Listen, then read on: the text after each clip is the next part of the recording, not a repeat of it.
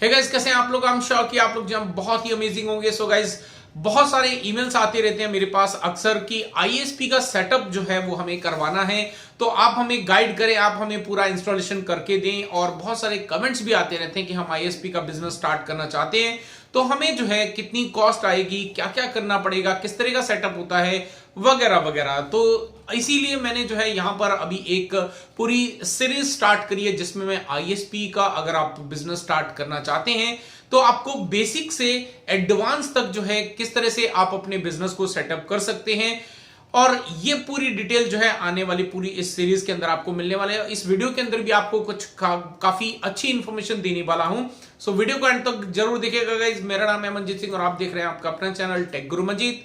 So guys, सबसे पहले तो अगर आप एक आईएसपी बिजनेस स्टार्ट करना चाहते हैं तो सबसे इंपॉर्टेंट होता है उस चीज को समझना, जिस मॉड्यूल को हम लोग करना चाहते हैं उस बिजनेस को समझना, उसके मॉड्यूल को समझना बहुत इंपॉर्टेंट होता है। रीजन बीइंग कि मैं क्यों समझाना चाहता हूं आप लोगों को ये सारी चीजें बेसिक से एडवांस तक, क्योंकि अभी तक जो है मैंने कई लोगों को गाइड करा, बहुत लोगों को समझाया भी, लेकिन वो बोलते नहीं हमें करना है करना है करना है। फाइनली वो जो बेसिक रिसर्च है उसको काम नहीं करते। तो हमारा तो टेक्निकल काम है, तो हम वहां पे पूरा सेटअप कंप्लीट कर देते हैं। फाइनली जो है कुछ समय तक चलाने के बाद फिर वो जो है अपने उस बिजनेस को बंद कर देते हैं। तो मैं नहीं चाहता कि आपका एक बार बिजनेस स्टार्ट हो, आप पैसा जो है इन्वेस्टमेंट करें और उसके बाद जो है आपका किसी भी तरह का कोई नुकसान हो। तो इसीलिए आपको पहले जो बेसिक चीजें होती हैं आईएसपी सेटअप करने के लिए, वो आपके लिए जानना बहुत इंपॉर्टेंट है। That is called research. ISP जो है यानी कि इंटरनेट सर्विस प्रोवाइडर बनना है, तो आपको जिस एरिया में आप उस बिजनेस को स्टार्ट करना चाहते हैं, तो सबसे पहले आपको यह चेक करना पड़ेगा कि वहां पर और कोई आईएसपी है या नहीं है।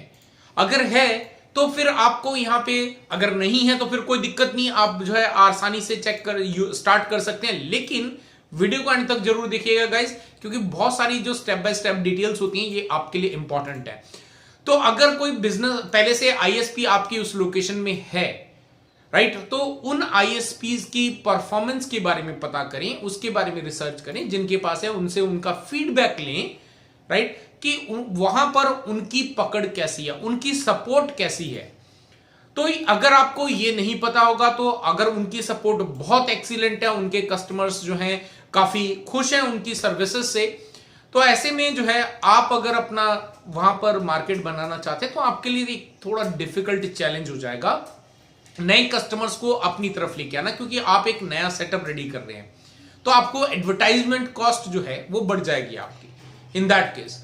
लेकिन अगर कोई वहां पे आईएसपी नहीं है, राइट, तो फिर आपको अभी भी खुश होने की जरूरत नहीं है, अभी भी रिसर्च तो करनी पड़ेगी कि वहां जिस एरिया में आप वो आईएसपी स्टार्ट करना चाहते हैं वहां पर ऐसे कितने यूजर्स हैं जिनको वाकई आपसे कनेक्टिविटी लेने की इच्छा हो सकती है। कौन है ऐसे जो महीने का 1000 रुपया 500 रुपया आपको पे कर सकते हैं, और जो आपका इंस्टॉलेशन कॉस्ट है पहले 3 से 5000 के बीच में जो भी आपका आएगा, क्या वो उतना आपको पहले इंस्टॉलेशन कॉस्ट देंगे या नहीं दे सकते हैं।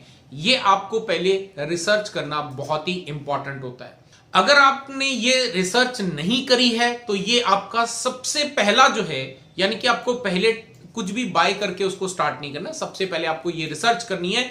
रिसर्च करने के बाद अगर आपको सारी चीजें मिल जाती हैं, यानी कि आपने पहले देखा कि कोई आईएसपी नहीं है, आपने ये रिसर्च कर ली कि वहां पे यूजर्स अवेलेबल हैं, यानी कि मिनिमम आपको जो यूजर की रिक्वायरमेंट होती है, अगर एक अच्छा प्रॉफिटेबल बिजनेस आपने बनाना है तो मिनिमम जो है आपको 50 से 60 यूजर तो मिनिमम स्टार्टिंग के अंदर जो है वो मिलने चाहिए, तभी आपकी जो ऑपरेटिंग कॉस्ट है वो निकल पाएगी। अगर 50-60 यूजर्स नहीं है आपके उस एरिया के अंदर आपको मिल सकते इनिशियल स्टेज के ऊपर, तो डेफिनेटली आपका जो आप जो सेटअप करेंगे उसका जो इन्वेस्टमेंट होगा वो आपको रिकवर करना बहुत मुश्किल हो जाएगा।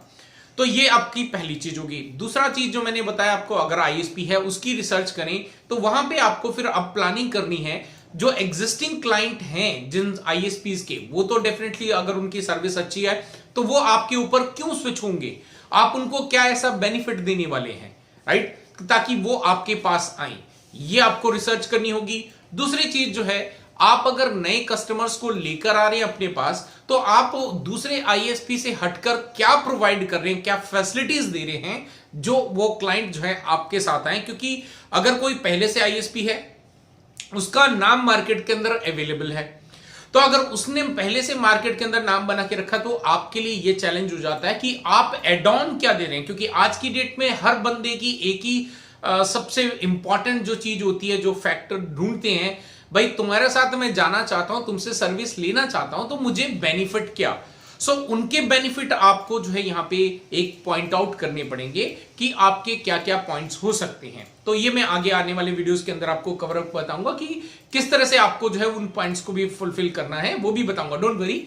तो ये आपकी पहली इनिशियल स्टेज है अगर आप एक आईएसपी बिजनेस स्टार्ट करना चाहते हैं।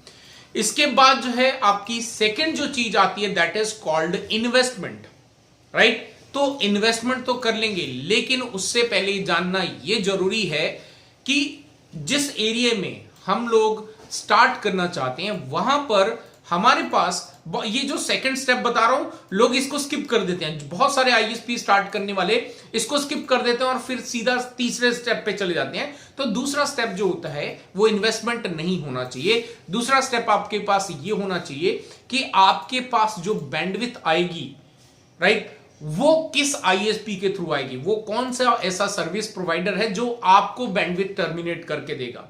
सो से फॉर एग्जांपल आपने जो है एक आईएसपी से लिया, XYZ कोई आईएसपी है, आपने उससे पता करा कि वो आपको बैंडविड्थ वहां पे प्रोवाइड कर सकता है।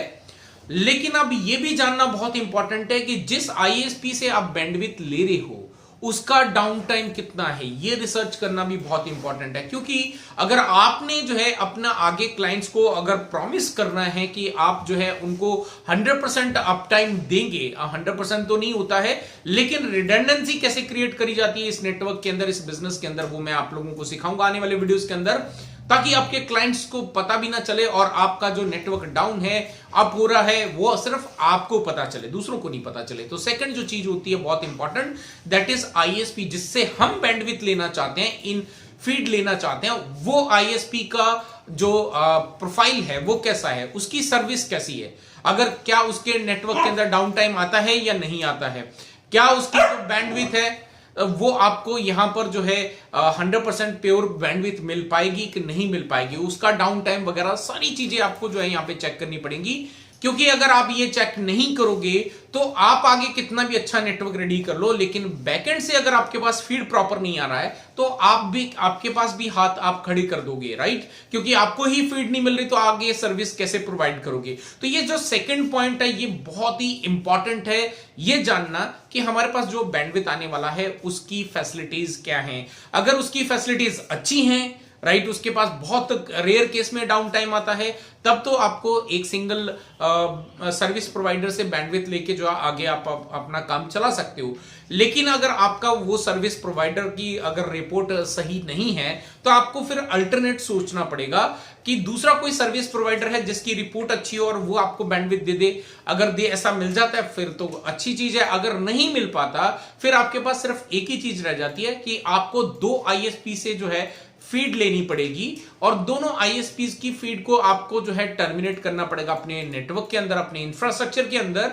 और उसके बाद आपका अगर एक आईएसपी डाउन होता है तो दूसरे आईएसपी जो है वो आपके क्लाइंट्स को जो है फीड डेफिनेटली देता रहेगा। तो गाइज ये एक बेसिक रिसर्च है। तो आज के इस वीडियो के अंदर मैंने आप लोगों को 2 चीजें बताई हैं। तो अगर वाकई आप आईएसपी बिजनेस स्टार्ट करना चाहते हैं, इन दोनों चीज पे आपको रिसर्च करनी है।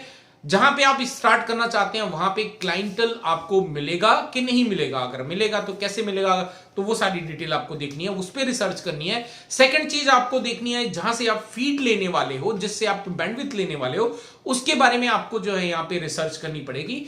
तो ये दोनों फैक्टर्स के ऊपर अगर आप रिसर्च कर लेते हैं तो प्लीज रेडी रखिएगा, क्योंकि एवरी अल्टरनेट डे जो है मैं आप लोगों को इस सीरीज की वीडियो आएगी जिसमें हम फर्दर मोर स्टेप के ऊपर जाएंगे।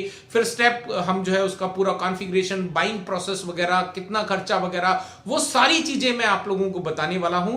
सो आई होप कि गाइस वीडियो आपको अच्छा लगा। अगर अच्छा लगा तो लाइक करें, शेयर करें, और जिन्होंने चैनल को सब्सक्राइब नहीं करा है उनसे रिक्वेस्ट करता हूं चैनल को सब्सक्राइब कर दें और साथ ही साथ बेल का आइकन दबा दें ताकि आने वाले वीडियो की नोटिफिकेशन आपको मिल पाए। फिर मिलते हैं एक और ऐसे वीडियो के साथ। Till then stay safe.